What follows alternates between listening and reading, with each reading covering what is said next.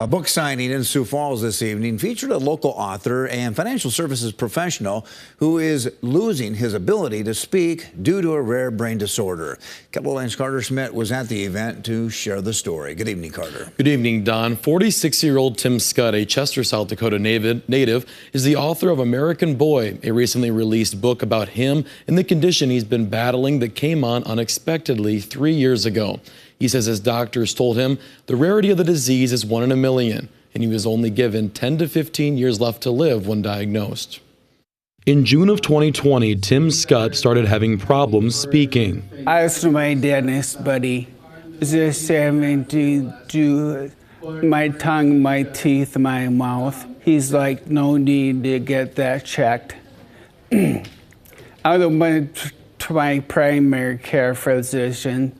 He prescribed speech therapy and a brain MRI. The MRI came back clear and he saw a neurologist at Sanford, but there were still no answers. After a year of trying to figure out what was wrong, he was diagnosed with primary progressive apraxia speech at the Mayo Clinic. Speech is my superpower, and the fact that it's getting taken away from me is devastating. Scott remains optimistic after life handed him the unexpected. Since being diagnosed, he wrote a book about his life and the condition. He did so with people close to him in mind. For my kids and grandkids.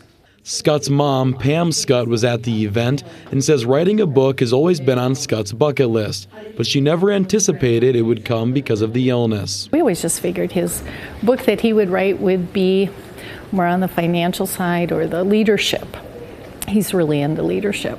But as it turns out, the book that he's written is about his family and growing up, and so he's just an inspiration to everybody. The future is somewhat unknown for Scott in his battle with the disease. His brain will deteriorate, his speech will go, and then so will everything else. And then he will not have a normal lifespan. But Scott doesn't let it slow him down. We have found there's a whole new Tim that has really nothing to do with speech, and the fact that he is a great motivator. Mary Johnson was at the book signing, and she says her husband was born with cerebral palsy and had speech issues.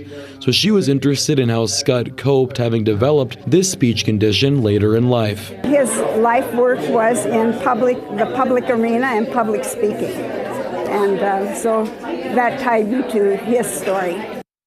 And when Tim was diagnosed, he even recorded himself reading books so that someday his grandkids will get to hear Grandpa Tim reading them stories. If you'd like to learn more about the book or buy it, there will be a link to his website attached to this story on KELOLAND.com. Thank you, Carter.